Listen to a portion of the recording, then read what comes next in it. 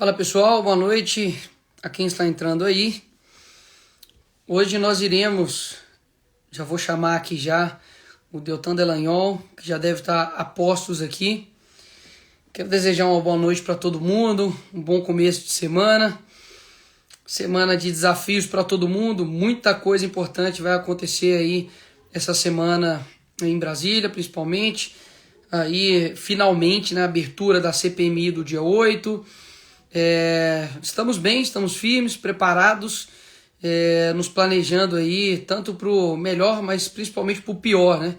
Já que a gente sabe que aqui no Brasil as coisas estão completamente malucas. Já somos quase mais de 15 mil pessoas aqui. Já vou chamar aqui o Deltan. Que de já aí. Boa noite, Boa grande noite, Deltan. Nicolas, todo esse público que segue você. Nicolas, eu tenho que ficar até nervoso aqui de falar com você, essa audiência tua é cara. Nada. Aqui são, esquece os números. São pessoas que estão indignadas, eu tenho certeza, com o que aconteceu com você, né? Caçaram 344 mil, né, Exa- pessoas, não só você. Primeiramente, boa noite, deixar você aí, poxa, não precisa nem se apresentar, né? Mas contar aí como é que tá o seu sentimento depois de tudo que aconteceu, o que você tem feito, né? Legal, Vamos bater um Nicolas, é o que papo aí. você falou, caçaram 344 mil votos de pessoas que saíram aqui no Paraná naquele dia da eleição para votar em 19/19, porque acreditavam no voto, acreditavam no poder da soberania popular, de abrir a porta da transformação, acreditavam na transformação que a gente poderia realizar. Da mesma forma como em Minas Gerais, 1.400.000 pessoas saíram, acordaram naquele dia para ir para as urnas votar em 22/22, porque acreditam que você é uma porta para uma transformação que eles acreditam, porque tem uma identificação. E é engraçado que hoje eu estava falando com você sobre isso, né? Falando que eu e o Sim, Nicolas, a gente tem muita coisa em comum, porque a gente tem a mesma fé. Eu vi uma entrevista, assisti um pedaço de uma entrevista, Nicolas, esses dias atrás, em que você falou uma coisa com que eu me identifiquei muito. Você disse, olha, podem me caçar e não vai ser o fim da linha, porque eu ainda vou ter a minha voz. E podem tirar a minha voz e não vai ser o fim da linha, porque eu vou continuar servindo. É para isso que eu existo. Essa é a minha visão cristã. E podem me matar e eu vou encontrar o meu uhum, Salvador. Eles não vão ganhar jamais. Já. E sim. Você disse algo, Deltan, no seu pronunciamento, foi muito interessante também, ficou marcado também para mim, que você disse, olha, eu não sou um cargo, né? Eu sou uma pessoa, eu sou um cristão, e o cristão a gente sabe que ele tem objetivos, propósitos, que obviamente passa tanto por sacrifícios quanto também por sofrimentos, né? Sem, obviamente, né, querer fazer nenhuma analogia aqui comigo ou com você, com o nosso Jesus Cristo, né? Mas ele, quando ele foi falar ali com seus discípulos, né, que a hora dele já estava chegando, Pedro fala com ele, não, a gente não vai deixar com que isso aconteça com o Senhor. E aí ele repreende Pedro, fala, olha, afasta-se de mim, Satanás. Por quê? Porque muitas das vezes aquilo que a gente acha que é bom para o outro, né, evitar um sofrimento, evitar uma perseguição, na verdade você está evitando com que ele cumpra o seu chamado, com que ele cumpra o seu propósito. Pode ter certeza, né, que ninguém busca a sua cassação. Afinal de contas, a gente trabalhou para ser eleito. Ninguém corre atrás do sofrimento, porque isso seria antinatural. Mas tanto o sofrimento quanto a perseguição, ela tem um objetivo. E a gente está vendo hoje isso claramente, né? A voz do Deltan, o que aconteceu com ele sendo espalhado para o Brasil, para mais uma vez mostrar o não Estado assim, democrático Nicolas, a que gente a tem gente que está vivendo. lembrar do Jesus, o nosso modelo maior, quando ele estava prestes a passar todo o sofrimento, o sacrifício que ele passou no final da jornada dele sobre a terra. Ele disse, Pai, passa de mim esse cálice, mas não seja feita a minha, e sim a tua vontade. Eu não quero passar por sofrimento, você não quer passar por sofrimento. Mas se for esse o cálice que Deus tem para nós, é honroso passar por sofrimento, vale a pena passar por sofrimento para mais servir a Deus, para mais servir o próximo, para lutar pelas pessoas, para lutar por um propósito maior. E a nossa segurança está em Deus. Agora, ao mesmo tempo, isso não quer dizer que a gente não vai passar por fortes emoções ao longo da vida. Antes do julgamento, no domingo passado, eu estava no parque aqui no Beto Carreiro com os meus filhos, Nicolas. A gente estava subindo aquele elevador que Uhum. despenca, aquele elevador que sobe e despenca, assim como a gente usou em Sim. a russa. Aham. E eu tinha plena confiança naquele brinquedo. Eu sabia que eu não ia morrer, eu tinha confiança naquilo. Agora, quando eu estava subindo, eu subi com minhas pernas balançando e vai ficando alto e você vai vendo o horizonte, estava absolutamente tranquilo. E Sim. eu lembrei, e eu fiz um paralelo com como estava a minha situação, meu sentimento em relação ao processo em que eu seria julgado. Eu pensei comigo, eu tenho absoluta confiança nesse brinquedo, mas a hora que despencar lá de cima, eu vou passar por todas as fortes emoções que a gente passa na Terra. Então, hoje, um Sim. pouco, eu estou despencando desse elevador. Isso não afasta a plena confiança que eu tenho em Deus. E isso não afasta também a visão nossa cristã, que é a visão dos nossos exemplos bíblicos de pessoas que trabalharam de joelhos no chão e de mangas arregaçadas. Pessoas como Neemias, que em todo momento orou, desde o começo, desde quando ele ficou sabendo que Jerusalém estava sem muros, ele se colocou de joelhos em jejum e oração, mas ele não parou aí. Ele trabalhou, ele arregaçou as mangas, ele fez tudo o que estava a seu alcance, dando passos de fé, correndo riscos, inclusive riscos de vida, enfrentando, liderando um povo, enfrentando os inimigos para reconstruir muros e proteger a cidade em amor às pessoas, em amor a Deus.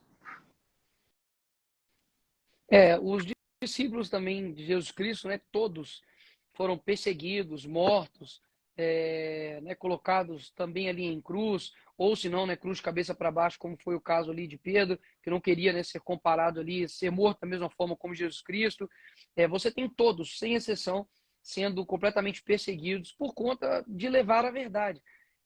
Então, assim, eu inclusive até expando um pouco aqui, porque muitas pessoas elas terceirizam as soluções dos problemas somente para a política, como se um projeto de lei fosse resolver os problemas de toda a sociedade, ou como um discurso fosse resolver a questão da filha dela ser de esquerda.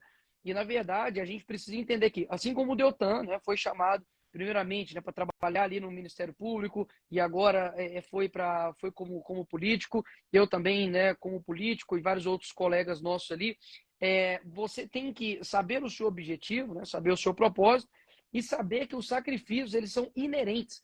Então, assim, que a força, né, do Deltan aí, o seu propósito, o seu exemplo, sirva de exemplo para você, né, que está aí talvez no seu trabalho e não quer sofrer perdas, sabe? Eu acho que a gente está. Eu vi uma frase esses dias que, para mim, resume o que a gente está vivendo agora, que é: os bons estão precisando ter a ousadia dos canalhas.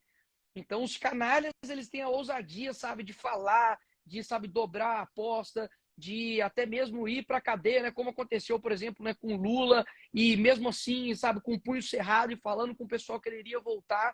E muitas das vezes nós que temos uma confiança na rocha, que sabemos que os olhos do Senhor não estão fechados para o que está acontecendo aqui no nosso país, e mesmo assim a gente fica inseguro de tomar decisões corretas, porque a gente tem medo da retaliação, medo das consequências. Então, assim, a gente na guerra, óbvio, nós temos que ser prudentes, temos que ter planejamento, a gente tem que ter o peso e o contrapeso, mas eu acho que essa geração em específico precisa de coragem, sabe? De coragem para enfrentar, coragem para poder falar, coragem para poder orar, coragem para poder, sabe, falar, pedir ao Senhor para que dê sabedoria. Eu acho que a partir do momento que a igreja, que nós somos, sei lá, mais de 60%, 70% do Brasil, se nós realmente, né, começarmos a pedir orientação para Deus e pedir, Senhor, nos orienta a orar de maneira certa. Eu falei agora, semana passada, Deltan, aqui, eu tô orando igual Davi, tá?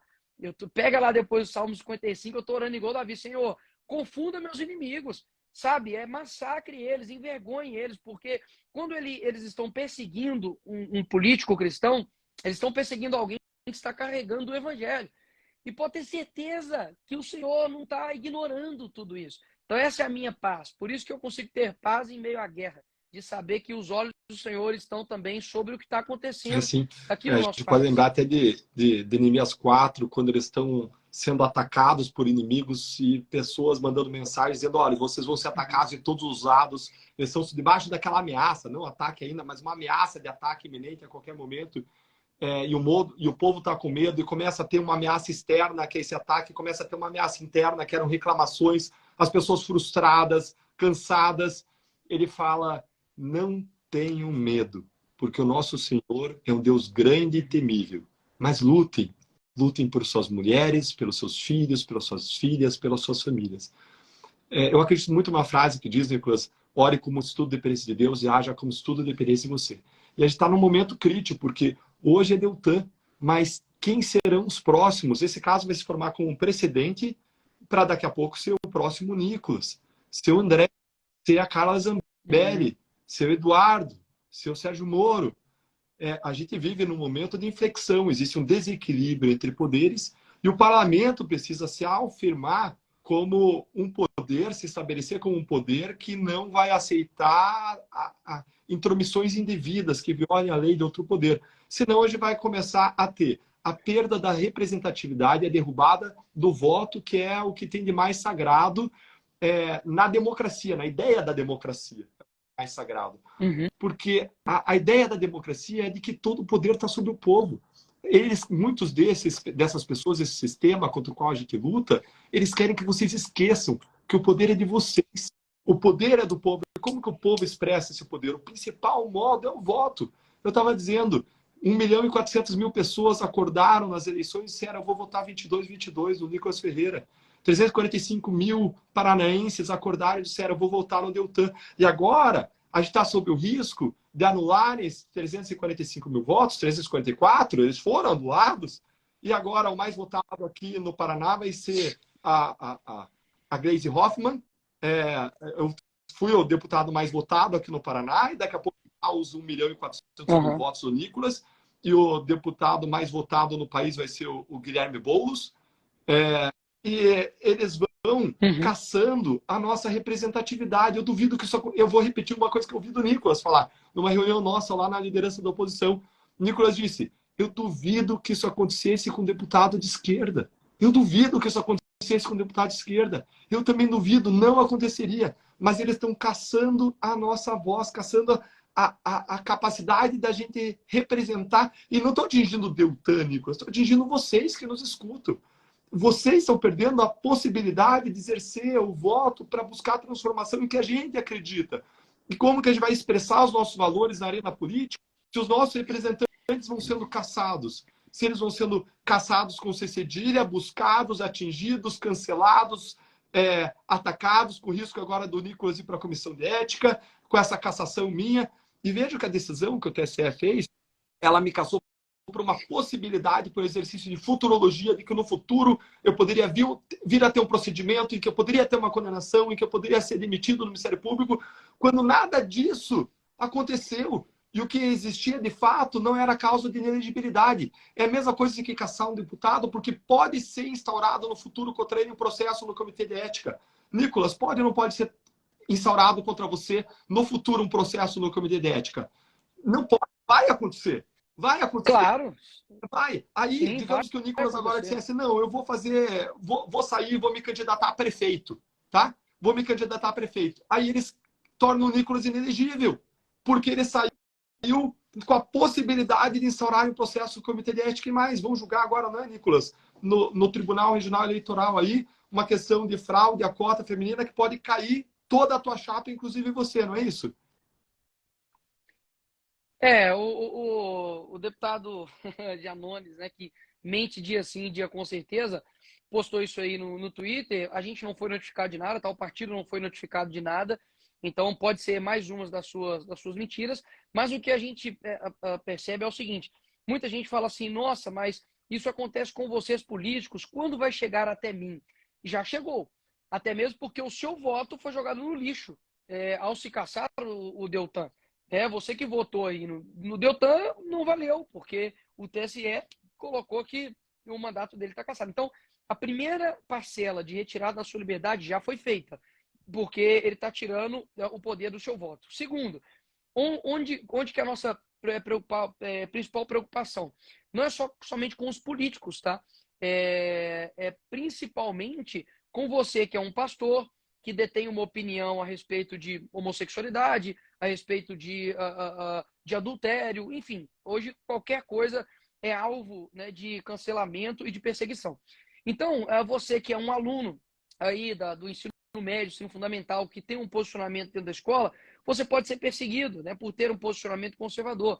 Você que tem talvez seu empreendimento, você que tem a sua fazenda, enfim, todas as pessoas hoje no Brasil que possuem um norte conservador, uma vivência de prezar pelos valores, por limites, ele está automaticamente em alvo. Do tanto que você nunca vai ver, né, um deputado de esquerda sendo caçado. Você nunca vai ver um empreendedor, uma empresa grande de esquerda cancelada e perdendo ali milhões, como já tentaram fazer com diversos restaurantes na época da eleição, porque eles apoiaram o Bolsonaro. Então a gente percebe que hoje há sim uma caça, né, às bruxas para o lado conservador. Vídeo agora, por exemplo, né, o Zuco que está aqui, não, o Tenente Coronel Zuco, que se tornou presidente da CPI do MST, e no outro dia, né, aquele que não pode ser citado já pediu para poder investigar, o STF pedindo para poder investigar. Ou seja, eu falo aqui, isso aqui com total tranquilidade, tá? De que nós não estamos vivendo em uma democracia. Ou se isso daqui é uma democracia, de fato é uma democracia completamente pervertida, porque todo aquele que se opõe ao governo, opõe às ideias de esquerda, é considerado um inimigo. E eu me recordo que nos momentos ali que o Lula ainda estava, né, para poder, não sei se ele estava preso ou estava para ser sentenciado, que ele estava ali em alguns júris, que ele falava, olha, se esse pessoal, né, souber que eu vou ter uma absolvição, tipo assim, se preparem, porque eu vou atrás deles, né? Falou isso do Moro agora, né? Falou, olha, eu vou ferrar o Moro. Então, na verdade, esse governo, ele não tem proposta, ele não tem planejamento, ele só tem vingança. Vingança com aqueles que executaram a justiça, gente. Sabe o que eu mais fiquei assim, indignado? Eu falei, Senhor, realmente, sabe, coloca a sua mão aqui no nosso país, porque ver as pessoas que foram presas com mala de dinheiro dentro do apartamento, comemorando a cassação do Deltan, é um escárnio, sabe? É um escárnio à justiça, ao nosso senso do correto, do bem, mas pode ter certeza, né, que não há mal que dure para sempre. Isso que é a nossa esperança aí. E Deltan, antes, eu queria só te fazer uma pergunta. Muita gente perguntando aqui, né? E aí, o que fazer agora? O que o Deltan tem feito? Pode, por exemplo, ser colocado ali alguma exceção dentro da PEC da anistia? Você tem conversado com o Mendonça, né, por exemplo, que tem tomado a frente disso? Legal, Como está o andamento vou falar aí agora? o que fazer e vou partir até do pressuposto que você colocou de que a gente vive uma exceção ao Estado de Direito. Eu concordo com você. Agora, eu queria pedir para todo mundo que me segue, que possa estar entrando, seguindo o Nicolas também, acompanhando. O Nicolas é alguém que tem feito um mandato muito aguerrido, lutando por princípios e valores cristãos no parlamento, algo que a imensa maioria dos meus seguidores tem uma mesma visão. Queria convidar todos vocês, o Nicolas é uma voz muito atuante, então queria deixar esse convite para que todo mundo siga e queria partir do que o Nicolas disse. Mas não é só Nicolas dizendo, o Nicolas é o Deltan, estão com esse discurso agora porque eles estão com risco de ser caçado. Não, é gente que não gosta de mim.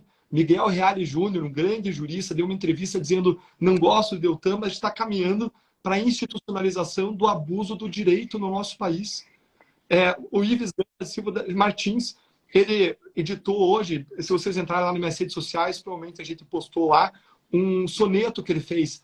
Ele é uma pessoa cristã firme, cristã autêntica, o Ives Gander da Silva Martins, um dos maiores juristas do país. E a esposa dele, a Ruth, faleceu há uns 2 anos, e ele fez um soneto, ele sempre faz sonetos, como falando com a esposa.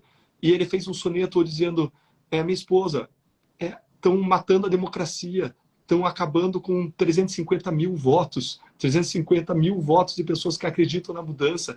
Entre lá, confirma o modo dele se expressar, ou seja, pessoas que não têm nada a temer porque já fizeram a sua vida, que já são reconhecidas, que não têm medo hoje das instituições, de retaliações. Essas pessoas estão se posicionando e dizendo a gente está passando a linha da democracia. A Transparência Internacional também falou, existe hoje um risco à democracia no país. Uma instituição de combate à corrupção que defende a democracia fortemente disse um risco à democracia, ou seja, não é Nicolas, é Deltan, está virando senso comum, todas as pessoas estão percebendo. A gente precisa reequilibrar os poderes do Brasil, a gente precisa recobrar a institucionalidade. Um dos maiores medos que eu tenho hoje é da perda da fé das pessoas na democracia. Porque se um Tribunal Superior Eleitoral passa o ano fazendo campanha pelo voto, dizendo que o voto é importante, de que as urnas são seguras, e aí no dia seguinte ele anula 350 mil votos, daqui a pouco vão anular os do Nicolas, 1.400.000, possivelmente nessa ação aí de questão de cota em Minas Gerais, ou se não, em ações para cima. Daqui a pouco estão anulando os votos deles, anulando os votos de candidatos conservadores, vai engolindo um sapo depois do outro. Daqui a pouco eles estão calando absolutamente a nossa voz, e a gente vê essa tentativa de calar a voz, e por isso o nosso banner de divulgação hoje da live foi as nossas bocas tampadas. Aliás, o Nicolas já teve a rede cerceada. Gente... Que inclusive até hoje, Deltan, eu não sei o motivo, tá? Não tive acesso aos autos. Muita gente fala, foi porque você compartilhou isso ou aquilo. Mas, na verdade, ninguém sabe, a não ser uma pessoa, porque eu não tive acesso aos autos. Eu perdi ali a minha rede social durante um período, sem poder comunicar. E hoje é o seguinte, se você tira a pessoa da rede social, é praticamente como se ela não existisse. O Daniel Silveira, por mais que eu discorde das falas dele, as pessoas também podem discordar do tom, da maneira, da fala, do conteúdo, enfim, uma pessoa que foi deixada dentro da cadeia agora por conta de um crime de opinião, inclusive o próprio Congresso, e aí me vem a vergonha também do Congresso naquela época, de que votou para que fosse preso um deputado. Então, assim, você vê que as coisas vão escalonando, a ditadura, a tirania, ela tem primeiro, digamos assim, ela vai jogar no poker, a gente fala, né, no poker que você dá uma aposta para ver onde você está, se foi alto demais ou se foi baixo demais. Então eles fazem da mesma forma, olha, vamos caçar um ali, vamos ver onde é que eu tô aqui, vamos ver se as pessoas realmente estão indignadas ou não. E muita gente acaba falando, olha, os deputados precisam de balela e começar a agir e tal. Tá aqui o Carlos Jodir, né, que é o líder da oposição, tem feito um trabalho excelente também. Inclusive, amanhã cedinho a gente tem reunião. E a pessoa fala, olha, você tem que fazer alguma coisa, etc. As pessoas que dizem isso, eu quero dizer duas coisas. Primeiro, que eu entendo a sua indignação, que é a mesma nossa. Não achem que a gente ganhe para deputado, ganhe para se torna um político e a gente simplesmente deixa de ser o que nós éramos antes. Pelo contrário, nós ainda carregamos as nossas indignações, as nossas revoltas, e eu sei que fica na sua cabeça. Então, o que fazer? Sendo bem sincero, existem alguns caminhos, como, por exemplo, o CPI do abuso de autoridade do que o Van Hatten coletou as assinaturas. Existe também a possibilidade, né, de fazer uma PEC para poder reorganizar, né, a harmonia entre os poderes, mas compreendam, a esquerda está anos e anos e anos, décadas no poder, eles possuem membros tanto no judiciário, quanto no legislativo, quanto no executivo, quanto na raiz de todo o problema, que é a questão pedagógica. Então, enquanto a gente está lutando aqui contra juízes, a esquerda está formando outros juízes, né, com os mesmos ideais, com as mesmas ideologias nas universidades. Então, o que eu tenho para dizer para vocês é que realmente, entre aspas, é desanimador, mas não podemos fazer com que isso nos iniba, sabe, com que isso tire as nossas forças. Mas o cenário é esse mesmo. O cenário é que eles possuem tudo e a gente tem pouquíssima coisa e quase nada. E é uma guerra assimétrica, onde eles têm, para poder nos atacar, judiciário, perseguição midiática, perseguição política, perseguição de todos os lados, e nós temos vocês. Então, não mudem o canhão para nós, sabe? Vocês estão falando, mas não estão fazendo nada. Porque senão a vítima se torna o autor do mal, né? Então, eu só quero explanar isso aqui, porque eu sei que muita gente está revoltada, mas saibam, a mudança não ocorre de um dia para o outro. A mudança não ocorre de eleição em eleição. Eu disse isso no meu discurso e retomo. Se a sua visão ela é fechada somente para eleição, ela é muito pequena. A sua visão tem que ser para uma geração. Então, a geração vai compreender o que nós estamos assim, eu vou entrar também no que a gente tem que fazer, Nicolas, mas antes eu queria partir do que você falou. Não é só Daniel Silveira. Você viu Anderson Torres preso aí 3, 4 meses, sem acusação.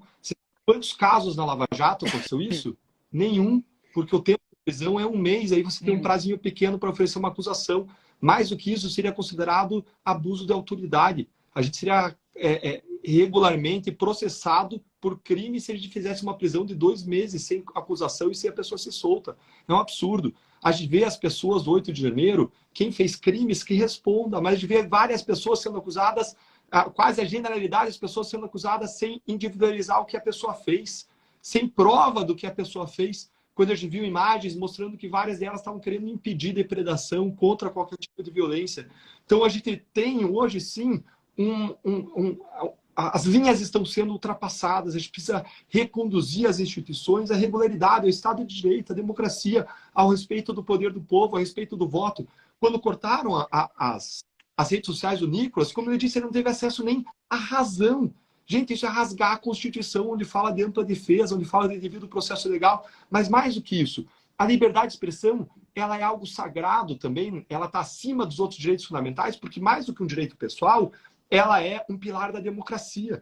Então, se tem um entendimento unânime de que você não faz censura prévia, você não proíbe a pessoa de falar antes dela falar, você pode reprimir o que ela falou. Quando você corta a rede social, é você fazer censura prévia. Antes você ia falar para uma multidão, num congresso, num seminário, e você proibia ela de falar, é você botar a mão no pescoço dela. Hoje você fala nas redes sociais para um número muito maior. O que fizeram foi basicamente apertar o pescoço do Nicolas até que ele não conseguisse falar. Isso é voltar aos tempos da Idade Média. A gente não pode compactar. Eles fizeram isso, Deltan, com o Brasil Paralelo, na época da eleição, de que eles iriam lançar um documentário, eu não me recordo sobre o que era, mas eles proibiram de fazer o lançamento do documentário no meio da eleição, ou seja, e aquilo dali foi para mim a maior prova de realmente censura prévia. Eles não têm nem acesso ao documentário. Como que você impede um documentário de ir ao ar sem ao menos saber o conteúdo dele? Ou seja, isso que você lembrou foi muito bom mesmo. São diversos alvos que estão acontecendo. Eu estive ali na Papuda, estive também ali na Comé, que são os presídios femininos e masculinos que estão ali, as pessoas dos atos do dia 8, e você olha e as pessoas falando, Nicolas, eu quero que mostre a câmera, porque eu não estava lá. Olha que loucura! A pessoa que está presa está querendo, entre aspas, produzir provas contra si mesma. Então ela está pedindo, olha, eu quero que abra a câmera, que mostre que, na verdade, eu estava resgatando algumas idosas que estavam lá, porque eles estavam tacando bomba de gás lacrimogênico em cima das pessoas. Então, assim, eles já fizeram, antes ficava assim, não, eles não vão, se a gente for todo mundo para a rua, eles não vão prender todo mundo, não. Prendeu todo mundo. Literalmente, teve pessoas que nem estavam lá no momento da depredação e foram presas. E eu deixei bem claro lá, inclusive, Deltan, que eu falei, olha, como nós somos de direita, pessoas que prezam pela justiça, se alguém contar alguma mentira aqui, você vai estar atrapalhando a veracidade sua, do seu grupo e de todo um país que está contando com a verdade de vocês. Então, assim, as pessoas falaram, Nicolas, pode investigar, pode, sabe, ir atrás, porque eu nem estava lá no local. Então, assim, fizeram isso com idosos, fizeram isso com pais e mães de famílias, não vão fazer com isso você. mesmo, a questão é o que a gente faz nesse momento. Quando tudo isso aconteceu, Nicolas, eu tenho ouvido algumas pessoas dizerem que estão com medo de ir para a rua. Eu vou falar para você, eu tenho medo de muita coisa. Agora, nós que vamos atuar democraticamente, vamos lá respeitando a lei e a ordem, a gente tem que ir. A gente tem que ir porque coragem não é você não ter medo. Coragem é você vencer o medo que você tem, você enfrentar ele. Ao mesmo tempo, coragem não é você se atirar que nem um maluco num precipício. Isso é loucura. Coragem é você construir com estratégia uma ponte sobre o precipício. E agora nós estamos tendo uma grande oportunidade de união da direita. União da direita é uma união que eu nunca vi. Eu conversei com os deputados lá da Câmara, Nicolas, que estavam lá há 5 mandatos. Eles falaram, Deltan, o que eu vi na Câmara acontecer. No dia depois que você foi casado, eu nunca vi ao longo desses 20 anos de casa. Havia deputados de 11 diferentes partidos, de centro, de direita, unidos porque viam aí uma violação à democracia, à soberania popular, viam aí uma juristocracia passando por cima das liberdades de outro poder, e viam aí uma vingança de um governo que prometeu e que agora executa a vingança contra quem combateu a corrupção. E nós vemos hoje, lá tinha pessoas de diferentes partidos, visões, você tinha bolsonaristas, lavajatistas, PL, você tinha novistas, você tinha as pessoas que não se encaixam em nenhuma dessa categoria, todas reunidas, e é esse o sentimento que hoje eu vejo na sociedade. E está sendo articulada uma manifestação social em breve por movimentos sociais, por líderes da oposição. E eu quero dizer, eu vou, porque a gente precisa se opor a esse governo de desmandos, de vingança, que passa por cima das nossas liberdades. A gente precisa reconstruir a institucionalidade no nosso país. E quais são os caminhos agora? Hoje nós temos 2 caminhos no parlamento e 1 caminho nos tribunais, para buscar reverter essa situação. Agora, lembre sempre, não se trata de Deltan, se trata de 345 mil votos. A minha vida vai continuar. Eu estava numa carreira excelente, em que eu tinha um salário maior, em que eu tinha mais férias, mais liberdade de tempo. Eu saí porque o meu mestre, ele me ensinou na parábola dos talentos que eu tenho que fazer o melhor dos talentos que eu tenho. E lá no Ministério Público eu estava com as mãos amarradas para fazer o bem, para lutar contra a corrupção, algo em que eu investi minha vida. Eu vi os corruptos retaliando, nos amarrando, e eu decidi sair para fazer o meu melhor, junto com pessoas como o Nicolas. E tem várias pessoas como Deltans, como o Nicolas lá no parlamento, que precisam da nossa força. E hoje a gente...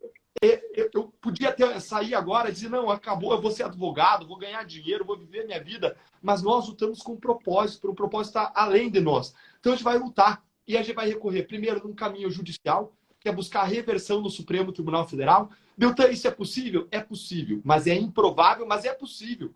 Agora eu, como cristão, acredito no impossível, quanto mais no improvável. Se for o que Deus quiser, a gente trabalhar duro, a gente unir forças, isso é perfeitamente factível, que é como Jesus disse quando falou com o jovem rico e os discípulos questionaram ele: o que é impossível para os homens é possível para Deus. Se a gente tivesse acreditado no impossível, a gente não teria ido lá para jato, jamais. A gente não teria colocado corruptos na cadeia, recuperado bilhões.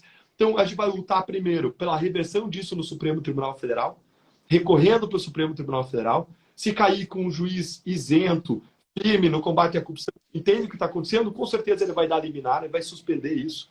E a gente vai trabalhar no Congresso em 2 frentes. E aqui eu tenho que ter cuidado para falar, para que ninguém se sinta pressionado. Eu não estou pressionando aqui a mesa diretora, eu estou conclamando, eu estou dizendo que se eles barrarem isso, eles vão estar defendendo o nosso país, vão estar defendendo a honra do parlamento. E o mínimo que a gente pode fazer nessa situação é esperar uma decisão do Supremo Tribunal Federal, quando a gente tiver uma decisão.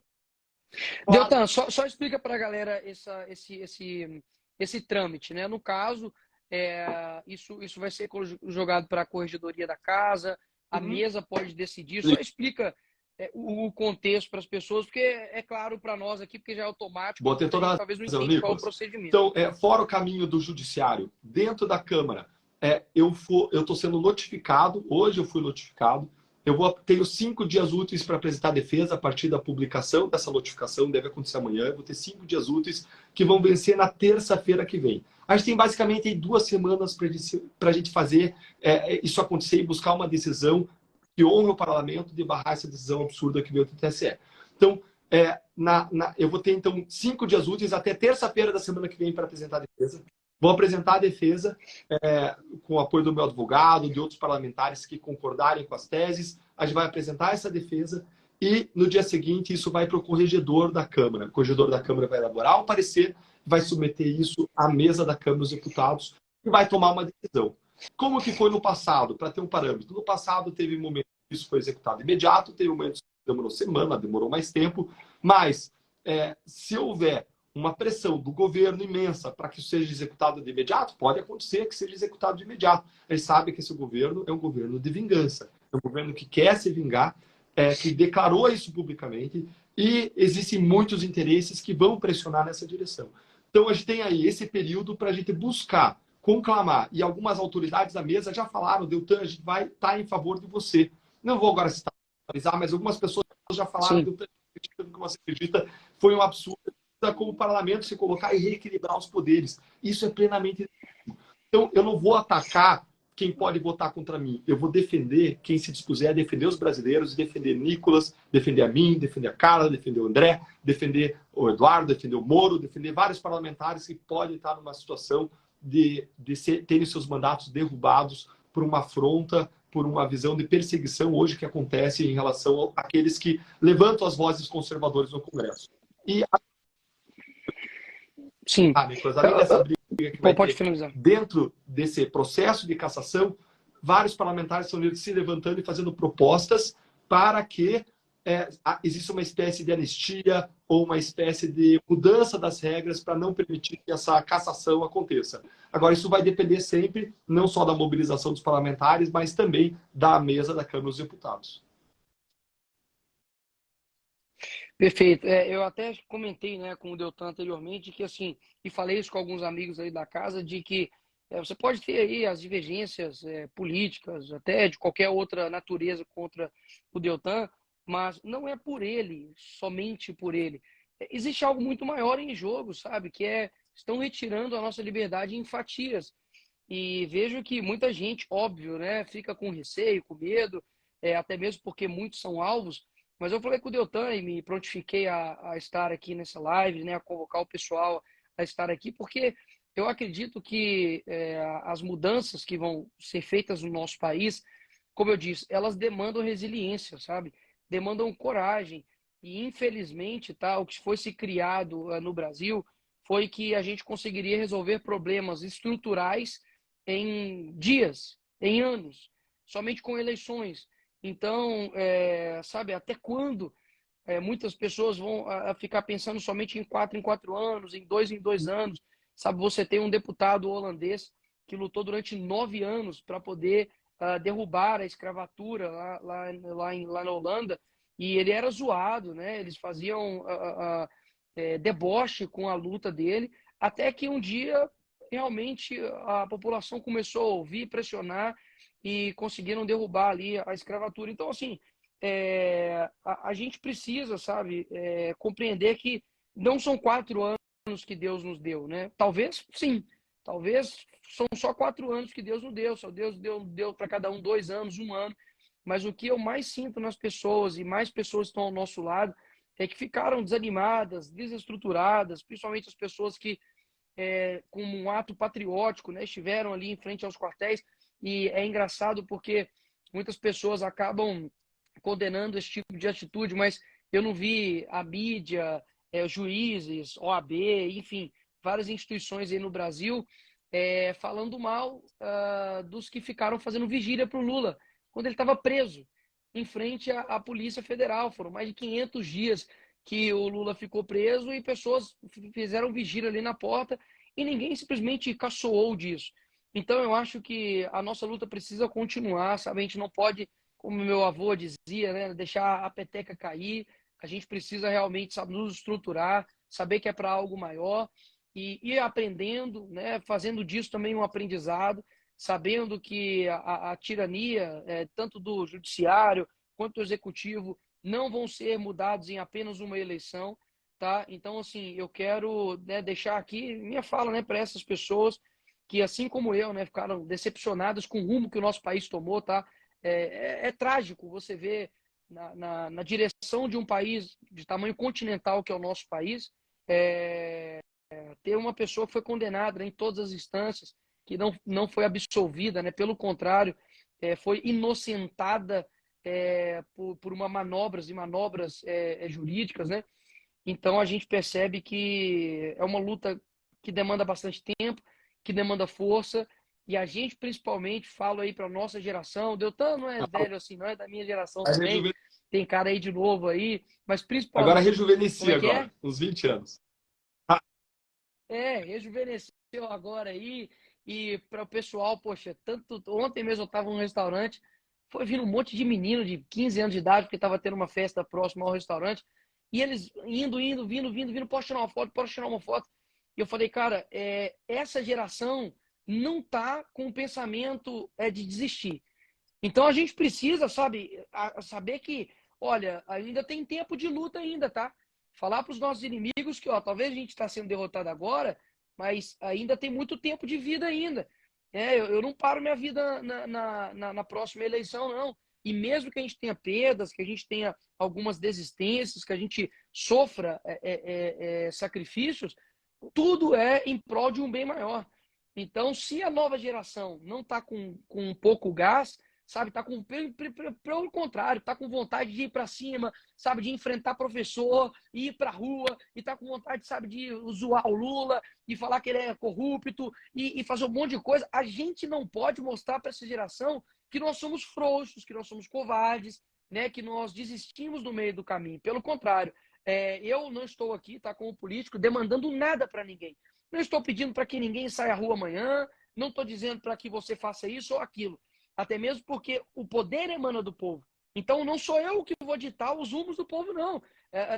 No impeachment da Dilma, ninguém chegou e falou, olha, vamos... Não. As pessoas foram uma conversando com a outra, e montando, e indo na Praça da Liberdade, indo lá na Paulista, e indo ali no Rio de Janeiro, em Copacabana. Então, é um movimento é natural, sabe? Que as pessoas começam a sentir e falam, opa, isso daí, a nossa liberdade está em jogo, vamos lutar por isso. Então, eu tenho certeza que no momento certo, no momento oportuno, as coisas aqui no Brasil, sabe, irão fluir, sabe? Nós iremos conseguir vencendo aos poucos o mal, mas saibam também que o final desse mundo não é nada agradável.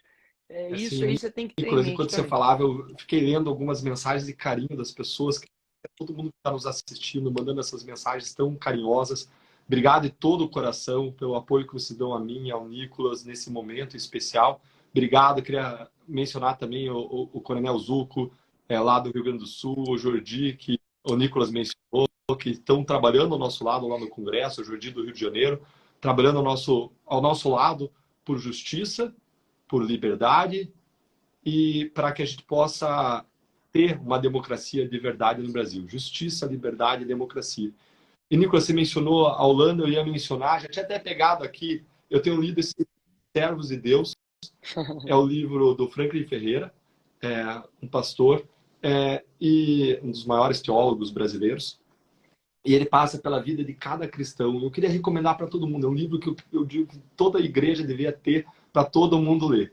E ele passa pela vida de vários cristãos que são nossos modelos de fé e mostra como essas pessoas sofreram ao lutar contra a injustiça.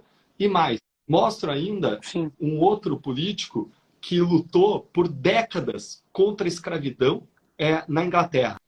William Wilberforce é um dos meus modelos de comportamento, é alguém que me inspira. Ele lutou contra a escravidão, ele foi atacado por isso, falaram que ele estava acabando com a economia. Me sim, lembra muito a luta nossa da Lava Jato, falavam que a gente estava prejudicando a economia, ele lutando contra a escravidão também, por um direito básico lá. Falavam que ele estava atrapalhando o cenário, vinha a crítica de tudo quanto é lado, veio ataque. Agora, a palavra-chave lá para eles foi perseverança. E ele até desenvolveu uma lista de 12 princípios, vocês vão encontrar no livro, e um desses princípios é que quando sim. você tem um governo não é favorável àquilo que a gente acredita, é resistir. Tem que concentrar nossos esforços em resistir contra retrocessos. E hoje a gente tem que resistir contra retrocessos. Eu até acho que esse governo não vai completar os seus 4 anos pelos erros que ele não para de cometer e por ele não conduzir o país num caminho bom. Agora, esse momento em especial, a gente precisa resistir contra retrocesso, defender os nossos direitos, a nossa voz, para que a nossa voz seja calada. Perfeito. Ó, vou deixar aqui também esse aqui, não sei se você conhece, o discipulado. Eu nunca sei falar o nome dele aqui, não sei se é Bonhoeffer, Dietrich Bonhoeffer, não sei. Mas ele é um teólogo alemão, ele fala muito a respeito de discipulado, sabe? Fala sobre a necessidade, né, de você realmente perseverar. Ele dá aqui vários exemplos aqui na época do nazismo, inclusive. Então, assim, a gente precisa saber também que não é a primeira nem a última vez que cristãos são perseguidos, tá? Saibam que quando, né, um cristão é perseguido, a Bíblia fala que é motivo de alegria, de você se exultar com isso, porque o que seria de você ser perseguido por uma causa justa, né? Então, só pode sobrar a injustiça mesmo, né? Por uma perseguição ao cristão. Então, até li aqui um comentário aqui, falou, poxa, essa live me acalmou, e saibam que em meio a tantas guerras, né, eu durmo tranquilamente, sabe? Eu durmo em paz, eu vivo em paz, mas, obviamente, fico como a Bíblia me mandou eu ser, né? Ser ali astuto como a cobra, mas ter ali, né, a inocência de uma pomba, porque eu sei que os nossos inimigos, né, por mais que eles acreditam que eles tenham superpoderes e façam injustiças atrás de injustiças de uma maneira desvairada, né, sem nenhum tipo de consequência para eles, saibam que para quem comete isso, a paz não habita no coração dessas pessoas. Pode ter certeza disso. Eu tenho, graças a Deus, não reclamo da minha família, não reclamo da minha vida, né? Tenho saúde, acabei de casar, graças a Deus, estou construindo aí a minha vida, mas existem sacrifícios, né, que a gente faz, e peço aqui, né, encarecidamente, não somente para você orar por nós, né, pelo Deltan, por mim, mas que ore também pelo Brasil. Eu toda quarta-feira, tá, à noite, depois que a gente sai aí do plenário, eu tenho orado ali na Praça dos Três Poderes, ali, tanto para o STF, quanto para o Executivo, quanto para o Legislativo, porque eu realmente creio que nós vamos vencer isso de joelhos, e o Senhor não está com os olhos fechados para tudo que está Isso aí acontecendo. é como a gente aprende no Legendários, que é um grupo de uma espécie de acampamento cristão, um grupo de acampamento. Ah, Eu tenho que isso. ir, Vai ter um inclusive, para tenho que ir. jovens agora em junho, viu? E o lema é Fechou. inquebrantáveis diante do mundo, quebrantáveis diante de Deus. E você mencionou o Bonhoeffer, e ele foi... Olha, a gente está falando dos cristãos que se dispõem a fazer sacrifício para lutar pelo que acreditam. Ele e vários colegas que resistiram contra o nazismo, eles foram enforcados em 9 de abril de 1945. A gente vê também Martin Luther King nos Estados Unidos sendo morto por um louco depois de tanto lutar pelo fim da segregação racial, pelos direitos. E um dos teus textos favoritos, quando eu olho a vida dos profetas, e ser profeta, às vezes as pessoas acham, o profeta é alguém que fala do futuro. A função central dos profetas sempre foi a crítica da injustiça social praticada pelos governantes. E eu, enquanto o Nicolas falava, eu peguei minha Bíblia, a mais antiga, aquela surrada, aquela que eu gosto. Eu não sei se vocês jovens têm isso, viu, Nicolas? Mas, ó, porque hoje é tudo digital, Tem. mas eu tenho aqui essa minha... Mas Spurgeon fala que um homem que possui uma Bíblia assim, Ah, dificilmente ele aí sim. estará assim, Gostei dessa. todo surrado, entendeu? Eu recebi uma mensagem de um assessor seu, salvo engano, o nome dele é Pablo, um cara um querido. Ele mandou o Salmo 94 para mim, e Salmo 94 fala assim: até quando? Até quando nós vamos viver governados por ladrões que vão zombar de nós, que vão rir de nós, que vão se orgulhar dos seus crimes? Até quando eles vão se orgulhar dos seus crimes? E a gente hoje vive governado por muitos ladrões que zombam de nós, que riem de nós, que, enquanto zombam, se orgulham dos seus crimes, do que fizeram. Agora, a mensagem que toca o meu coração, quando eu penso nessa situação, Nicolas, é de Miqueias 7. Miqueias, ele descreve em Miqueias 7 uma situação de corrupção que a gente poderia trazer para o momento de hoje. Ele fala: o governante exige presentes, o juiz aceita suborno, os poderosos impõem o que todos tramam em conjunto. O melhor deles é como espinheiro, e o mais correto é pior do que uma cerca de espinhos. E ele vai falando, e aí ele chega em Miqueias 7,7, ele fala assim: mas quanto a mim, eu ficarei atento ao Senhor, esperando em Deus, o meu Salvador, pois o meu Salvador me ouvirá.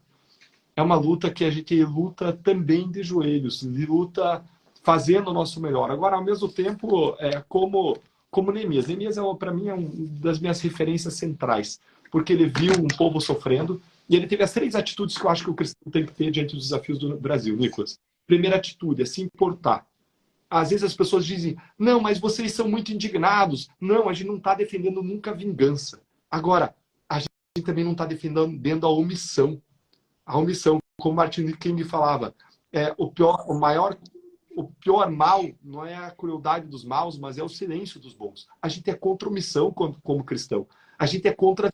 Agora, no meio do Sim. caminho está a justiça. E a justiça, ela tem por fundamento uma moeda de 2 faces. Numa face dessa moeda, tem o amor. Na outra face, você vê a indignação.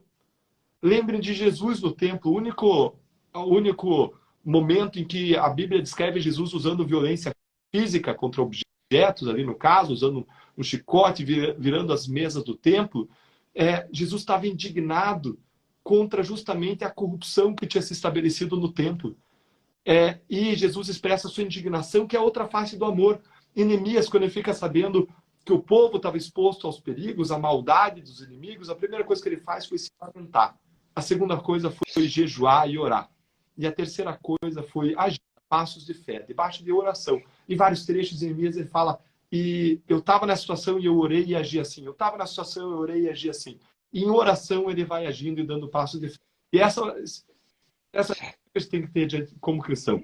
Se importar, um coração de carne, não um coração empedrecido. Em segundo lugar, a gente tem que orar, jejuar pelo nosso país. Em segundo lugar, a gente tem que agir, dar passo de fé.